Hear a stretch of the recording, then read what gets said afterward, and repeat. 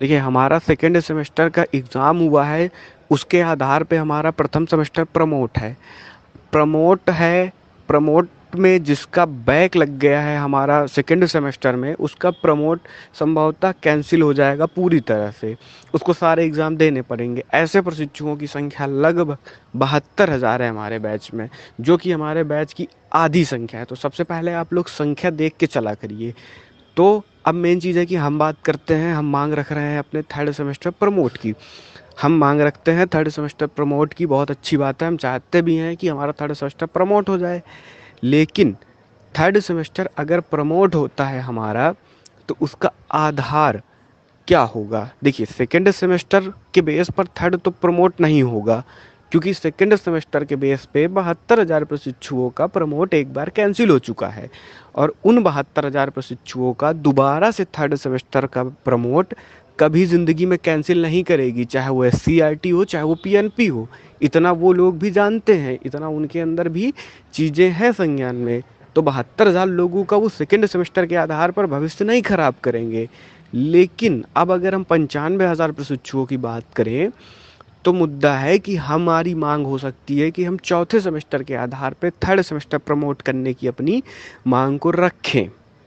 लेकिन जब हम चौथे सेमेस्टर के आधार पर थर्ड सेमेस्टर को प्रमोट करने की मांग रखने जाते हैं, तो सबसे बड़ी दिक्कत आती है कि हमारा चौथे सेमेस्टर का एग्ज़ाम किसी भी हाल में लास्ट अगस्त सितंबर 15 सितंबर के पहले होना असंभव है, क्योंकि 6 अगस्त को हमारा बैच पूरा होता है।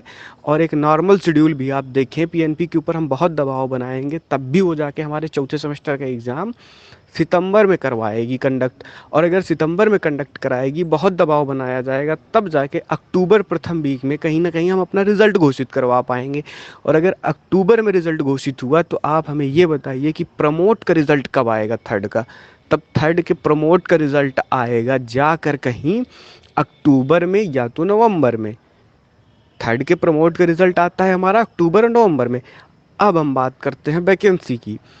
वैकेंसी में शामिल होने के लिए हमें TT नामक एग्ज़ाम देना बहुत ज़रूरी है, उसको पास करना ज़रूरी है। तो मैटर ये है कि अगर हम इसी बीच टेट का फॉर्म आ गया, क्योंकि पहले से ही हम लोगों का टेट अभी विवादित है, उस पर ये संदेह है कि क्या 1 साल वालों का टेट वैलिड हो जाएगा, या जो है थर्ड सेमेस्टर पास वैलिड किया जाएगा।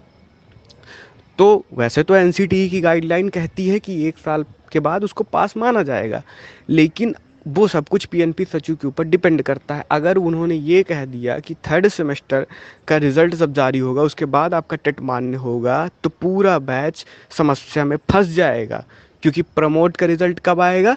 नवंबर में। और उसी बीच हमारा टेट का फॉर्म भरा जाएगा, तो हम थर्ड सेमेस्टर के मार्क्स कहाँ से लाएंगे, जबकि हमारा तो चौथे के आधार पर प्रमोट है और तीसरे के नंबर हैं ही नहीं हमारे पास, क्योंकि तीसरा तो हमने अपना प्रमोट करवा लिया। और अगर हमने अपना तीसरा प्रमोट करवा लिया और उसको हम टेट में भरेंगे, तो हम क्या भरेंगे, किस बेस पे भरेंगे बताइए?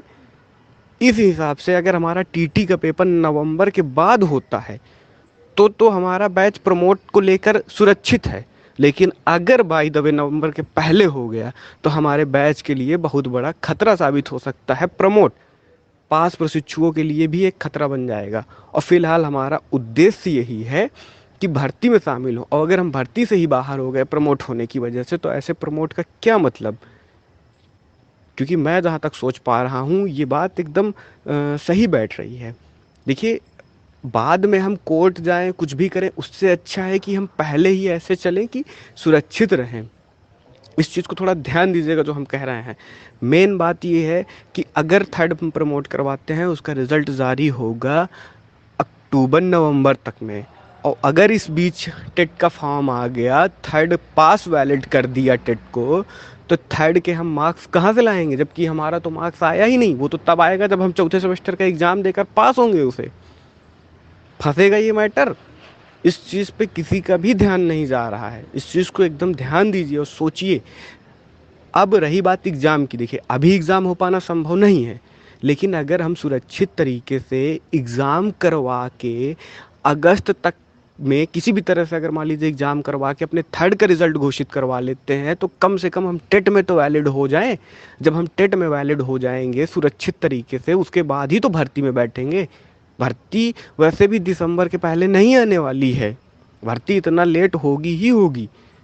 तो इसलिए हमारा सुरक्षित तरीके से वहाँ तक पहुँचना ज़रूरी है, ना कि बैच कंप्लीट कराना ज़रूरी है। इस बात को थोड़ा ध्यान से सुनिए और गौर करिए।